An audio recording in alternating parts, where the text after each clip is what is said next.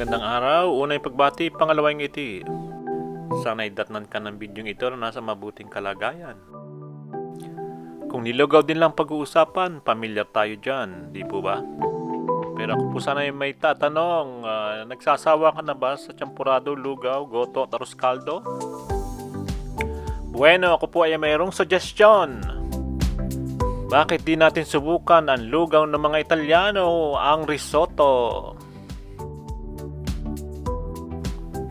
Madali lamang lutuin, kaunting sangkap, madaling hanapin.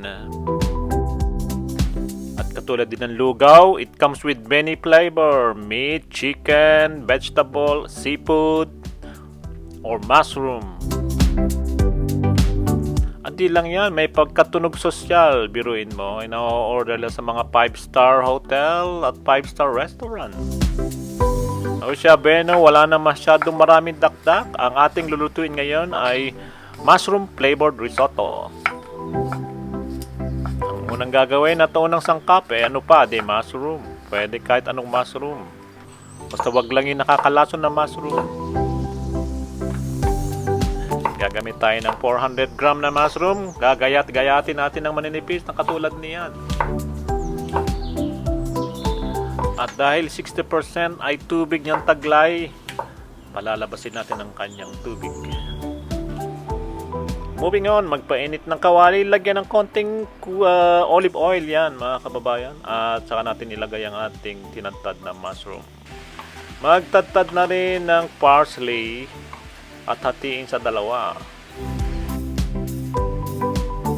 Ang kalahati ay ating ibubudbud dyan sa ating mushroom na nakasalang. At kasabay nito, lagyan na rin ng asin na pampalasa sa ating mushroom. Season with salt.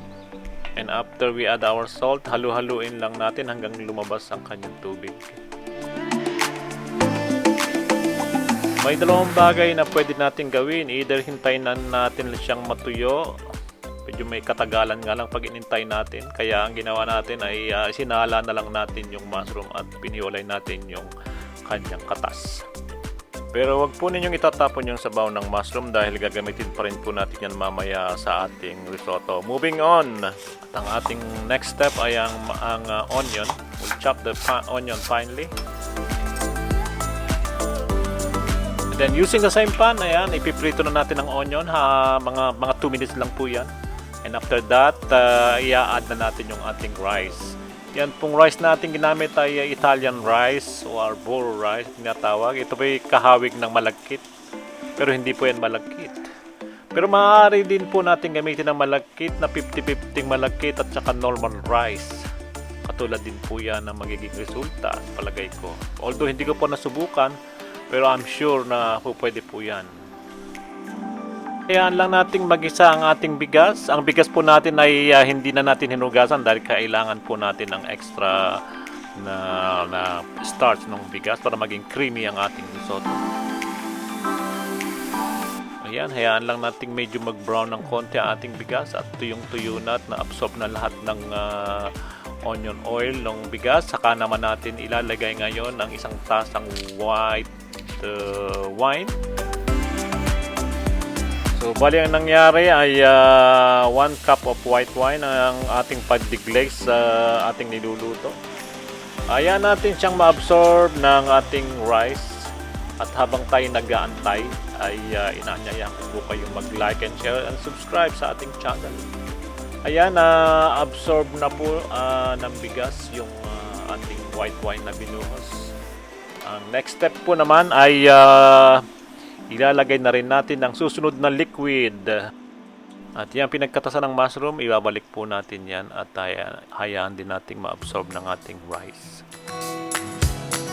Ngailangan po tayo ng mahigit 1 litrong kuluan ng manok o sabaw ng manok na siya po natin i-add yan sa ating bigas.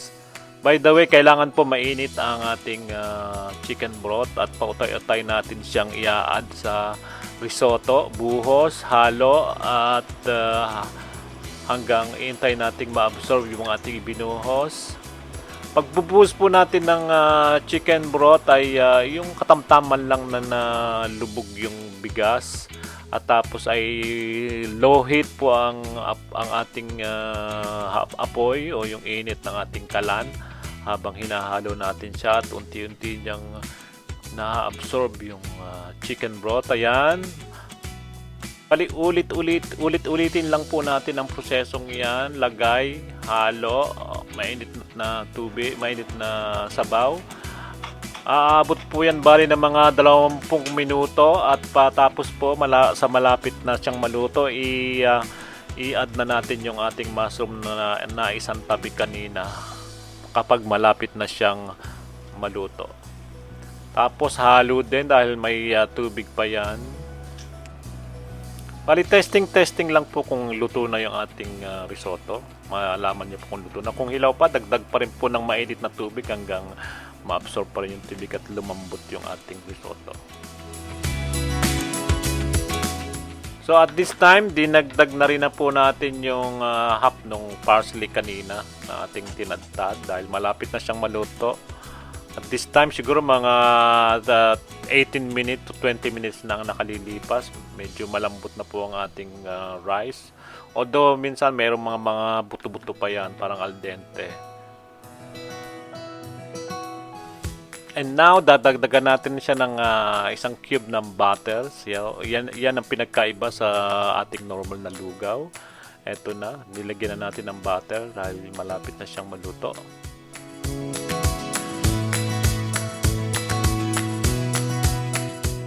At sa pagpapatuloy pa rin po natin, i-mix na natin yung butter at naging creamy na siya. Mas naging creamy pa siya nung maidagdag natin yung butter. Tapos ngayon, ito pa ang pinakaiba sa lahat. Dahil itong ating lugaw ay mayroong parmesan cheese. Ginadgad na parmesan cheese na ihahalo natin sa ating lugaw o sa ating risotto.